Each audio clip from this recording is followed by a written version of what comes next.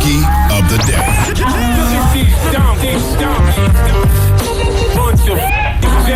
That's time for the Donkey of the Day. That's pretty funny.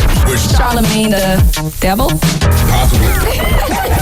The Breakfast Club. Donkey of the Day for Friday, July 29th goes to Butler High School in Louisville, Kentucky.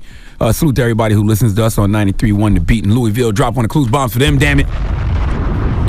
I love using this platform to highlight stories that otherwise may not get national attention, and this is one of those stories. See, Butler High School has a dress code that I think is racially biased. Butler High School has a policy that bans hairstyles often worn by African Americans. Now, y'all know I'm not the highest grade of weed in the dispensary. Might even be suffering from early dementia at this point in my life, but I want y'all to tell me if I'm tripping right now, okay?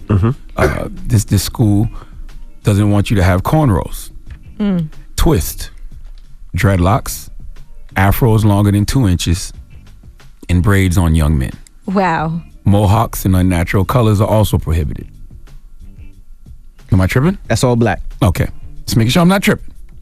Am I tripping? No. That's crazy. I'm talking to myself now. Okay. I wouldn't believe it if I didn't hear it for myself. Let's go to WDRB for the report, please. The concern is that the dress code here at Butler High School unfairly targets African-American students. It bans hairstyles often worn by African-Americans, like dreadlocks, cornrows, and twists, afros longer than 2 inches, and braids on young men. Mohawks and unnatural colors are also prohibited. It's a policy made by Butler's Site-Based Decision-Making Council. Hargan says the policy may be revised. Now, racism is a hard thing to prove. That's crazy. Okay, so is sexism, so is homophobia. Prejudice, period, is a hard thing to prove because nowadays it's done covertly and under the guise of rules and laws and policies. But if one of your policies bans hairstyles, often worn by African Americans, you can understand our concern here, right? Don't hand me that, well, Kylie Jenner wears cornrows or Justin Bieber has dreadlocks. That's a bunch of malarkey. Okay, when you put policies in place like that in a school where it's little black boys and girls, you know exactly who that's affecting. Why are you giving these little kids a complex about their appearance? Broke my heart to hear this young lady, Ashanti Scott, describe how she felt about this rule. Listen to the young lady. I felt disrespected because it said clean and neat hair, and it made me feel like maybe that my hair wasn't clean.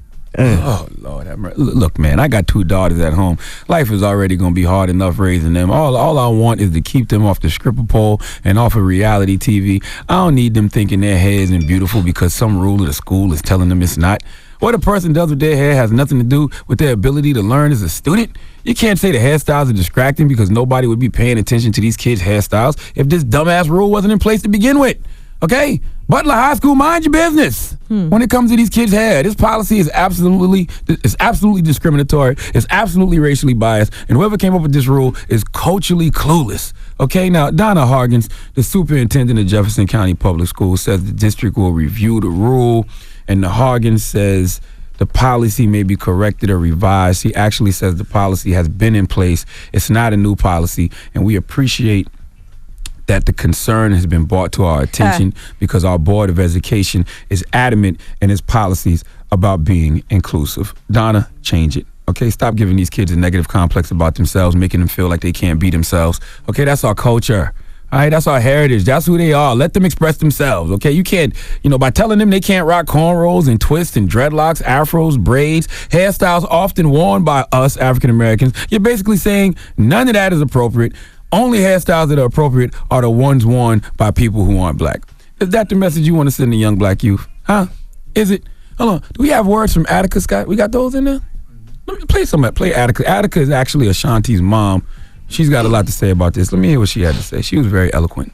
The last thing that we need to be doing is saying to kids, you can't be you can't express your culture, you can't express your heritage. We want you to be like your white teachers and the white administration that we have at this school and your white classmates who have not had the same life experience as you. Why would my response be to tuck tail and run? Why would my response be to leave other parents, other families, and other kids to deal with this, quite frankly, very racist policy? I'm not going to do it, and no other person should have to do it. Word. Drop one of Clues Bombs for Attica Scott, damn it. All right? Now, please give Butler High School the smooth sounds of the Hamiltons. Now, for the record, the only reason I'm giving them the smooth sounds of the Hamiltons is because they have a chance to make this right. They are having a meeting today at 1:30 p.m. in room 333 at Weston High School, 2501 Rockford Lane, to review dress code policies currently in place. Okay, so make this right, Butler High School, before we have to address this situation again. Smooth sounds of the Hamiltons, please. You are the donkey of the day. You are the donkey of the day. Hee-haw. And everybody in Louisville, hit me up on social media. Let me know how this goes. You know, see the God, CTHAGOD. You got to let these kids have their hairstyles, especially the young men with braids. You know why?